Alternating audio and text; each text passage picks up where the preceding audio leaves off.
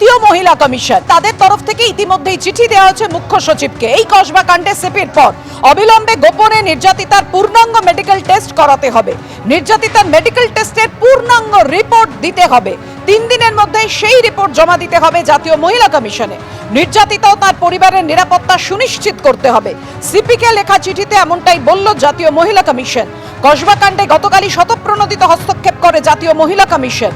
গতকালই কলকাতার পুলিশ কমিশনারকে চিঠি পাঠায় জাতীয় মহিলা কমিশন, আর এবার মুখ্য সচিবকে চিঠি দিল তারা।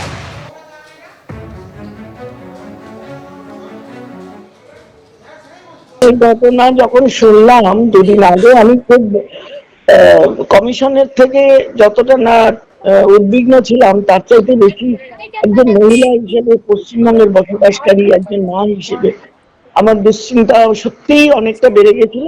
তার ইনফরমেশন, তার ওয়্যার অ্যাবাউটস, মেয়েটির সেফটি, সিকিউরিটি, এগুলো আমাদের জানানো, যেটা পুলিশের দরকার সেটা আমাকে জানানো হচ্ছিল না।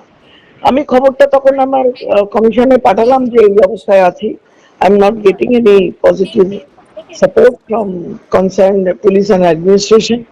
তখন আমাদের যা নিয়মে তাই করলো, অফিসের থেকে চিঠি হলো। আমি ওই চিঠি পাওয়ার পরে এসপি সাউথ কলকাতা, ওনার সাথে কথা বললাম। উনি বললেন যে ভিকটিম 164 এর জন্য আলিপুর কোর্টে আছে, বেরিয়ে যোগাযোগ করবেন, এবং তারপরে আমরা ওনাকে দেখতে যাব। কলেজে মনোজিতের কিভাবে দাদাগিরি চলতো, যার বিরুদ্ধে অভিযোগ, যার ছবি সামনে এসেছে বারবার করে, এই মনোজিৎ যে কিনা রীতিমতো হুমকি দিত কলেজের নিরাপত্তা রক্ষীদের। চোখের ইশারায় গার্ডরুম থেকে বেরিয়ে যেতে বলতো মনোজিৎ। খবর সূত্রে মনোজিতের ইশারায় রুম থেকে বেরিয়ে যেতে হতো নিরাপত্তা রক্ষীদের। এমনটাই অভিযোগ কলেজের নিরাপত্তা এজেন্সির কর্ণধারের। ইউনিয়ন রুমের ভেতরে হকি স্টিক, লোহার রড থাকবে কেন? প্রশ্ন নিরাপত্তা এজেন্সির কর্ণধারের। ভাইস প্রিন্সিপাল সবই জানতেন, কোনো অ্যাকশন নেননি মনোজিতের বিরুদ্ধে। মনোজিতের দাদাগিরি আগেও চলতো, কেউ কোনো প্রতিবাদ করেনি, অভিযোগ কলেজের নিরাপত্তা এজেন্সির কর্ণধারের। ও পরে যখন হয় ও ম্যাডামকে জানিয়েছে, যা কিছু ওরা ম্যাডামকে জানায়। কোন ম্যাডামকে? যে কলেজের যিনি ভাইস প্রিন্সিপাল। তাকে কি জানিয়েছিলেন আপনি জানেন? কি জানিয়েছিল, এরকম একটা ঘটনা ঘটেছে, তারপরে সব এর আগেও তো অনেক কিছু হয়েছে। ও তো বললো ওই ছেলেটা জানিয়েছে যে বাইরের থেকে পুলিশ এসে দরজা বন্ধ করে নিয়ে গেছে। আর এই ঘটনা যেদিনকে ঘটে ওকে ঘর থেকে বার করে দিয়েছিল, সেই সম্পর্কে কিছু 25 তারিখে জানিয়েছিল কি? কিছুই আমাকে কোনো খবর নেই, কিচ্ছু নেই। এর আগেও অনেকবার এরকম কিছু হয়েছে, ঘর থেকে বার করে দিত, এই তুমি চলে যাও, ওখানে থাকবে না। কে বলতে? এইসব তো জানা কথা, তো হ্যাঁ, আবার কি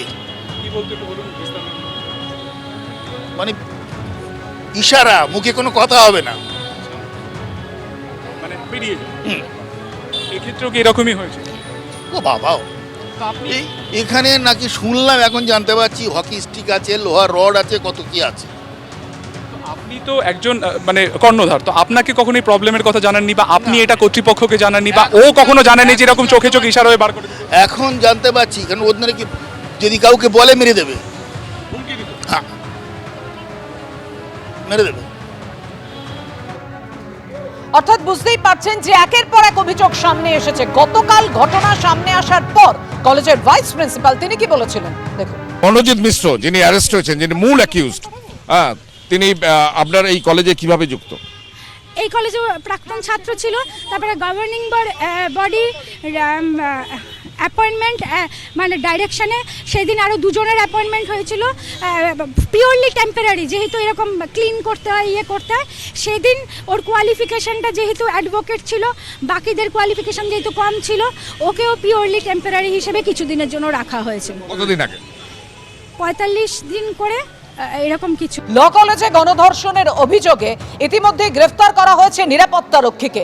যে নিরাপত্তা রক্ষীর ওপর অভিযোগ করেছিলেন নির্যাতিতা, যে কোনো রকম সাহায্য তিনি নিরাপত্তা রক্ষীর কাছে চেয়ে পাননি, সেই নিরাপত্তা রক্ষীকেই গ্রেফতার করেছে পুলিশ। কসবা কাণ্ডে গ্রেফতার ল কলেজের নিরাপত্তা রক্ষী। ঘটনা ঘটার সময় এই নিরাপত্তা রক্ষীর দায়িত্বে ছিলেন খবর সূত্রে। কসবা কাণ্ডে মোট গ্রেফতার বেড়ে 4।